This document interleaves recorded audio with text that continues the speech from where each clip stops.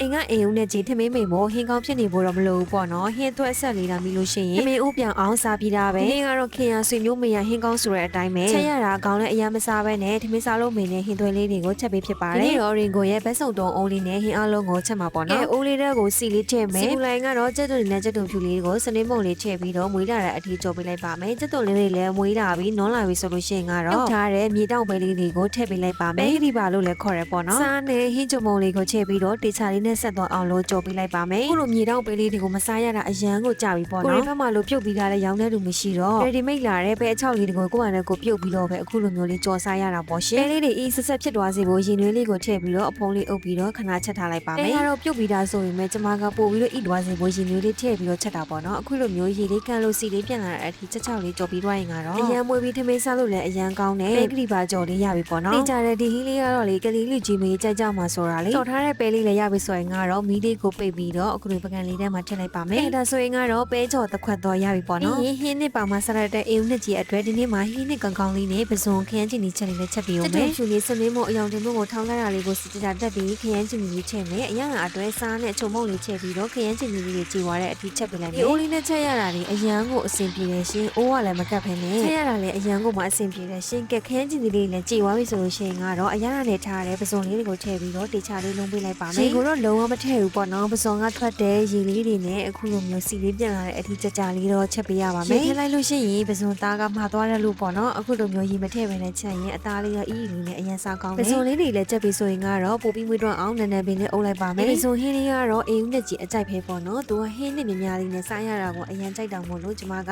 အခုလိုမျိုးခရမ်းချင်ကြီးအနစ်မြများလေးနဲ့ပစုံလေးနဲ့ကိုချက်ထားပေးတာပေါ့နော်ကဲပစုံဟင်းလေးလည်းရပြီဆိုရင်ကတော့ပကံလေးကိုဆဲထည့်လိုက်မယ်နောက်ဆုံးမှာတော့ပဲကလေးပါကြော်လေးနဲ့အခုလိုပစုံဟင်းလေးနဲ့အရန်ကိုမှလိုက်ဖက်တဲ့အချင်းဟင်းလေးချက်ပါမယ်ပစုံချက်ထားတဲ့အိုးလေးတွေကိုပဲရေလွှဲလေးလောင်းထည့်ပြီးတော့စိတ်ဆန်းငပိရဲ့ကြက်တုပ်ဖြူလေးရဲ့စားချုံမုံခရမ်းချင်လေးချက်ပြီးတော့ပွဲဆူအောင်တည်ထားလိုက်ပါမယ်ဟင်းနဲ့ထမင်းစားတဲ့အချိန်မှာအီးပြေးပြီးခရင်းရှင်းစေဖို့အတွက်ဆိုလို့ရှိရင်ကတော့ဒီဟင်းရင်ကတော့အကောင်းဆုံးပဲပေါ့နော်ပွဲဆူလာပြီဆိုလို့ရှိရင်ကတော့ရေတိချာတက်ဆင်ထားတဲ့ကင်မိုးချင်အစည်းလိုက်လေးကိုအခုလိုမျိုးလေးထည့်ပေးလိုက်ပါမယ်ဟင်းရင်တော့အစင်တစ်ချွေထားတဲ့ကစော့ဒီလေးတွေကိုလည်းထည့်လိုက်ပါမယ်ကင်မိုးချင်အရွက်ကလေးတွေဣသွားပြီဆိုလို့ရှိရင်ကတော့အယိုးလေးတွေကိုအခုလိုမျိုးလေးဆဲထုတ်လိုက်ပါမယ်ချင်းချက်နေလေးကတော့ကျမအမြဲချက်ဖြစ်နေတဲ့ချက်နေလေးပေါ့နော်အခုလိုအပင်လိုက်လေးထက်ချက်ထားတော့လက်လည်းမဆူးတလို့အချင်သက်လည်းအပြည့်အဝရပါတယ်ဒီမပြင်းချက်နေလို့တော့မပြောချင်နော်ဒီနေ့တဲ့ဟင်းလေးရာလေးကတော့အဲ့နှစ်ကြီးကောင်းမဖို့အောင်ဆွဲမဲ့မင်းစားလို့အရန်ကိုမမိန်စီတဲ့ဟင်းသွဲလေးတွေပဲဖြစ်ပါတယ်ရှင်